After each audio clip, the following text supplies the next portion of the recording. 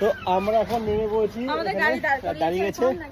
তো আজকে হচ্ছিল আমরা হচ্ছে নাম হচ্ছিল দা টপেজ নাম লেখা আছে। তো এখানে আমরা মানে একটু ফ্রেশ ফ্রেশ হয়ে নেবো আর সকালে ব্রেকফাস্ট করে নেবো। দেখি সকালে কী খাওয়া যায়। তো এখন অলরেডি হইতে বাজে তো 10টা বাজে 5 মিনিট বাকি।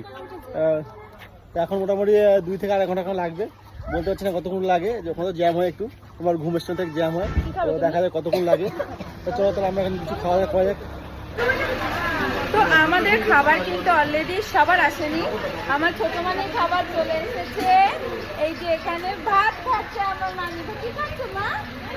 ভাত খাচ্ছ? ভাত খাচ্ছ তুমি? আর কি খাচ্ছ? পাপড়?